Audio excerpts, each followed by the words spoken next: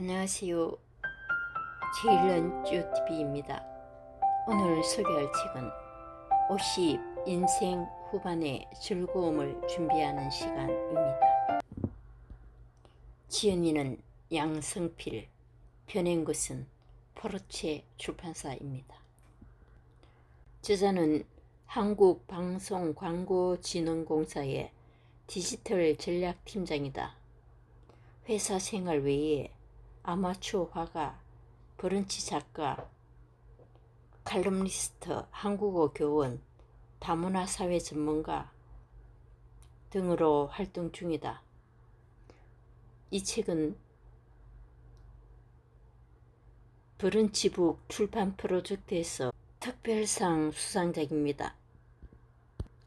저자는 인생 후반전을 어떻게 의미있고 재미있게 보낼 것인가를 이야기하고 있습니다. 저자가 인생 후반전을 꼼꼼히 준비하고 있어서 놀라웠습니다. 지금부터 책 속으로 들어가 보겠습니다. 인생 후반전은 물질적인 풍요도 중요하지만 동시에 행복하고 즐거워야 한다.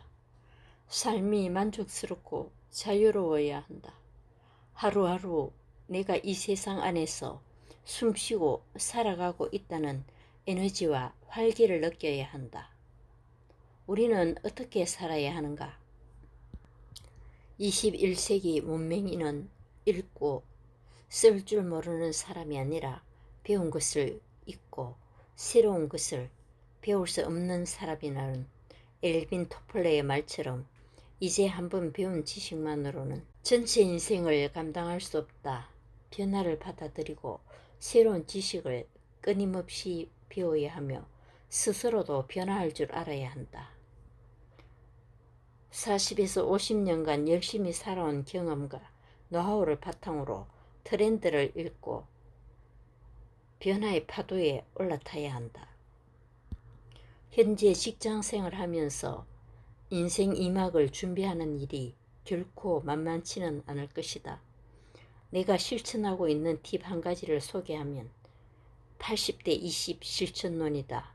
하루에 주어진 시간과 활용할 수 있는 에너지를 80대 20으로 나누어서 현재의 80, 미래의 20을 투입하는 것이다.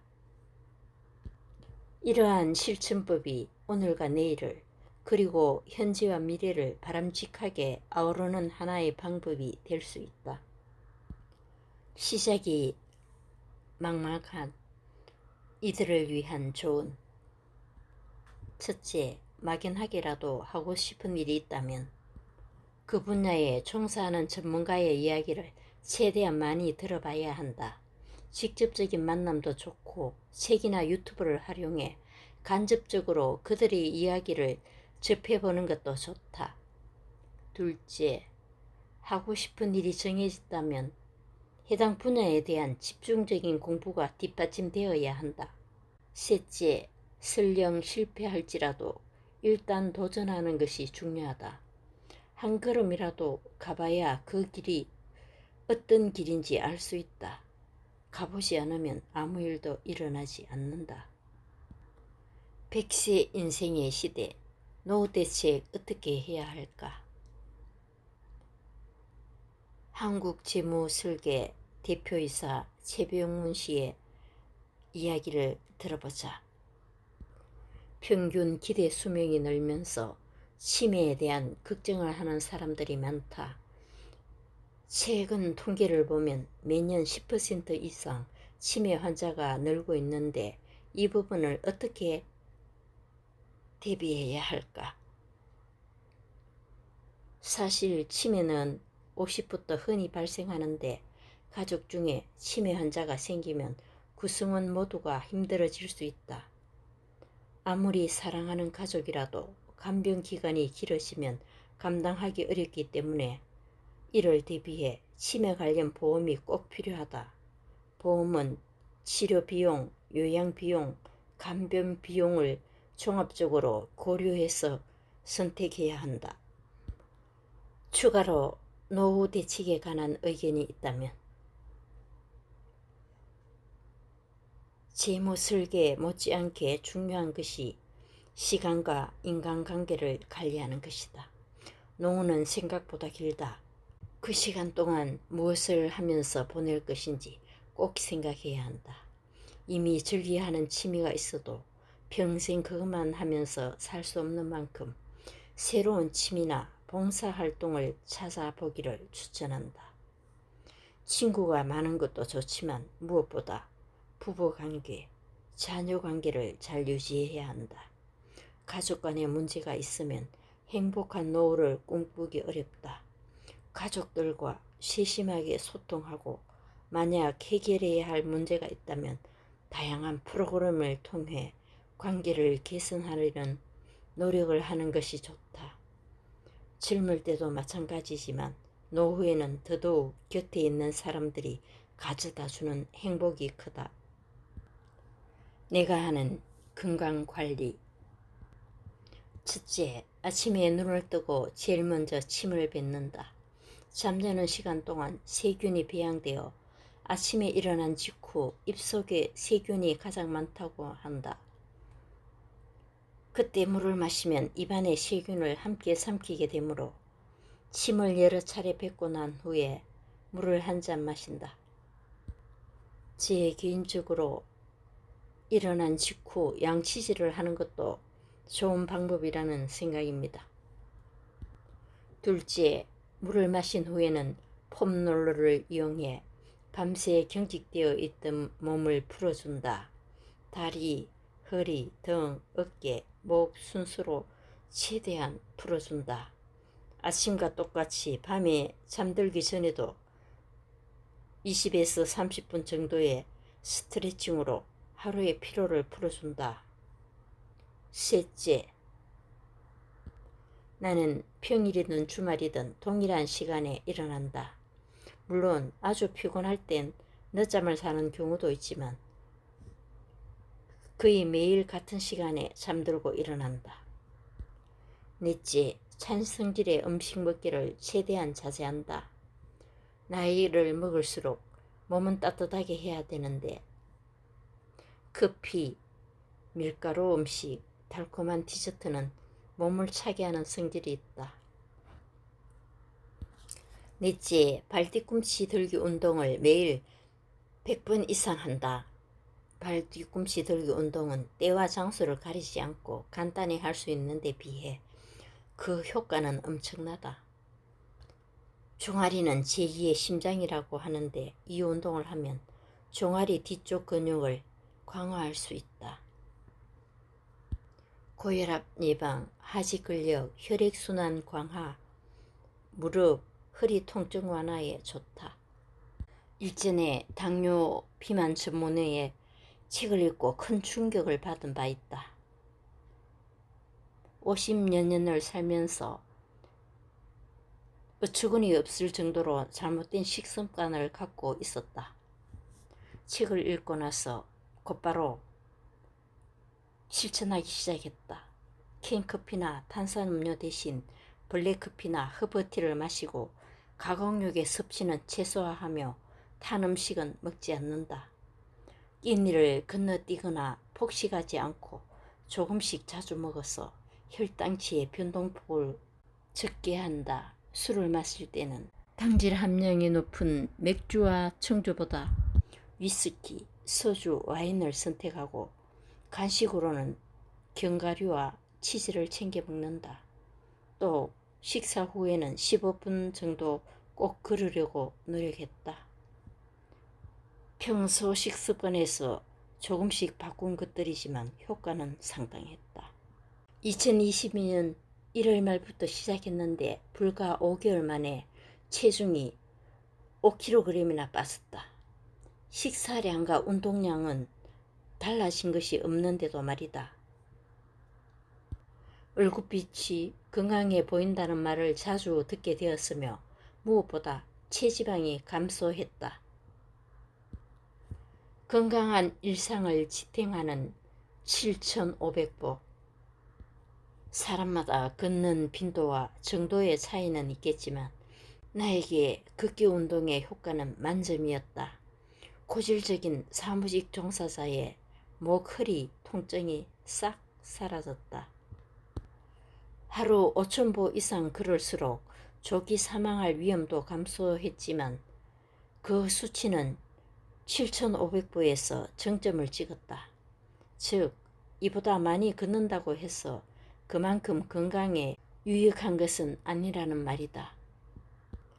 그럴 때는 항상 바른 자세를 유지하며 걷는 것이 매우 중요하다. 나쁜 자세로 걸으면 많이 걸을수록 무릎이나 발목, 허리가 안 좋아질 수 있기 때문이다. 등을 곧게 펴서 몸을 바로 세우고 시선은 살짝 위쪽 하늘을 바라보면서 걷는 것이 좋다. 걷기 전 간단한 스트레칭으로 몸을 풀어주는 것도 부상 방지에 도움이 된다. 감사일기 쓰기. 감사일기 쓰기를 시작할 때는 반신반의했지만 매일 감사할 일을 찾고 손으로 적는 과정을 통해 내 사고방식이 많이 바뀌어 가고 있다는 게 느껴졌다. 감사일기를 처음 쓸 때는 하루를 더듬으며 고민하는 시간이 길었지만 점점 감사한 일을 찾고 깨닫는 시간이 짧아졌다. 추운 날씨에 입을 수 있는 두꺼운 패딩과 내복이 있어서 감사하고 걷기 모임 멤버들과 점심을 먹으며 유익한 대화를 나눌 수 있어서 감사하고 아침 출근길에 마스크를 개봉했는데 뜻밖의 2장이 들어있어서 감사했다. 내 곁에 좋은 동료들과 가족이 있다는 것도 새삼 감사한 일이었다. 그러다 보니 조명의 밝기를 높인 것처럼 주변 세상이 환하게 보이기 시작했다. 마인드를 바꾸면서 세상을 바라보는 눈이 달라지고 자연히 마음도 편해졌다. 모든 일에 감사하는 태도가 중요하다는 말이 실질적으로 내 몸에 와닿았다. 하루의 시작을 감사하는 마음으로 맞이하다 보니 온 세상이 응원하고 싶은 사람들로 가득 찼다. 당신의 쾌렌시아는 어디인가요? 쾌렌시아는 스페인어로 피난처 혹은 안식처란 뜻이다. 이 시대를 살아가는 현대인에게도 몸과 마음을 회복하고 쉴 수 있는 쾌렌시아가 필요하다. 나만의 안전한 공간에서 치유의 시간을 갖는 것은 내일의 에너지를 얻기 위한 소중한 시간이다. 정기적으로 숨을 고르지 않으면 새 삶을 시작하기에도 전에 심신이 지치고 에너지가 고갈될 수 있다. 쾌렌시아는 화려하고 거창할 공간일 필요는 없다. 단 한 곳이라도 외부의 방해를 받지 않고 오롯이 나만의 시간을 갖고 재충전을 할 수 있는 곳이라면 충분하다. 집 앞 스타벅스 2층의 구석자리가 누군가의 쾌렌시아일 수도 있을 것이다. 내가 매주 미술학원을 찾는 것도 마음이 복잡할 때면 운동화를 신고 나가 무작정 걷는 것도 나만의 쾌렌시아다. 액티브 시니어의 유쾌한 반란. 유튜브로서 제2의 인생을 살게 된 박막내 할머니, 밀라노나 등 시니어 크리에이터들이 유튜브에서 맹활약하는 것도 이미 하나의 현상으로 자리 잡았다. 이들은 재치 있는 입담, 진정성 있는 좋은 겸손함을 갖추고 세대 간 거리를 좁혀나가고 있다. 내 마음속 해우소. 나는 매주 수요일 퇴근 후면 어김없이 찾는 곳이 있다. 바로 미술학원이다. 불면과 우울 증상을 이겨내기 위해 2019년부터 그림을 배우기 시작했다.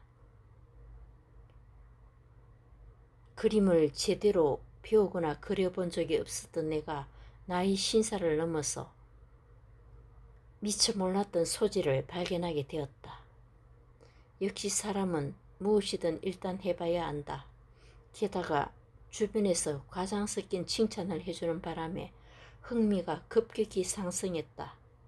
아주 특별한 일이 생기지 않는 한 빠뜨리지 않고 미술학원을 찾았고 꾸준히 그리다 보니 실력이 조금씩 느는 게 스스로 느껴졌다. 연필 대생부터 시작해서 파스텔 목탄을 거쳐 2년 전부터 유화에 푹 빠졌다. 그림 그리기는 나에게 두 가지 유익함을 안겨줬다. 첫째, 지금껏 경험한 적 없는 색다른 즐거움을 느끼게 됐다. 첫 번째로 가족들에게 초상화를 선물했다. 그리고 친구와 지인들 순으로 선물을 이어갔다. 초상화를 받고 좋아하는 지인들의 모습을 보며 큰 행복과 즐거움을 느꼈다. 둘째, 그림 그리기는 내 마음을 깨끗하게 정화해줬다. 그림을 그리는 동안에는 기쁨, 슬픔, 괴로움 모두 다 잊은 채 마음속 고요의 바다에 가라앉을 수 있었다. 행복은 내 안에 있다. 스스로 행복하라 해서 법정 스님은 사람에게는 저마다 자기 몫의 삶, 자기 그릇이 있습니다. 따라서 자기 그릇에 자기 삶을 채워가며 살아야지 남의 그릇을 넘본다든지 자기 삶을 이탈하고 남의 삶처럼 살려고 하면 그건 잘못 살고 있는 겁니다. 라고 강조한다. 행복하게 살기 위해서는 나와 남을 비교하는 일을 멈춰야 한다. 배우자와 대화를 잘 하는 법. 내 주변에도 배우자와 대화가 잘 안 된다고 답답해하는 부부들이 많은데 사실 몇 해 전까지도 나도 대화가 잘 안 통한다는 느낌이 들 때가 있었다. 첫째, 아내와 대화를 할 때는 하던 일을 완전히 멈추고 몸의 방향을 아내 쪽으로 돌려서 얼굴을 마주보고 이야기한다. 그렇게만 해도 최소한의 경청을 하는 자세를 갖춘 셈이다.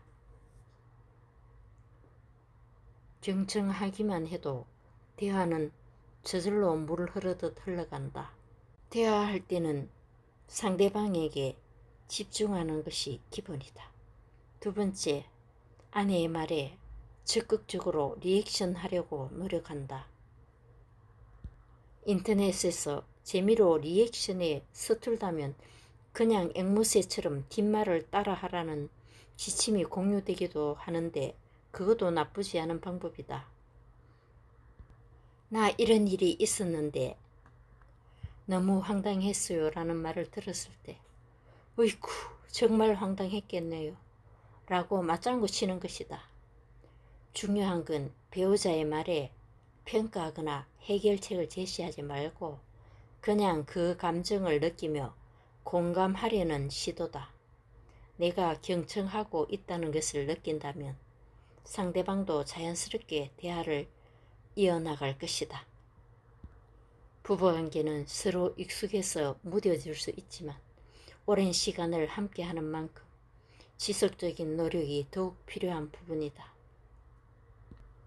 그리고 좋은 대화는 100세 시대를 함께할 동반자와 애정과 신뢰를 쌓을 수 있는 가장 기본적인 시발점이다.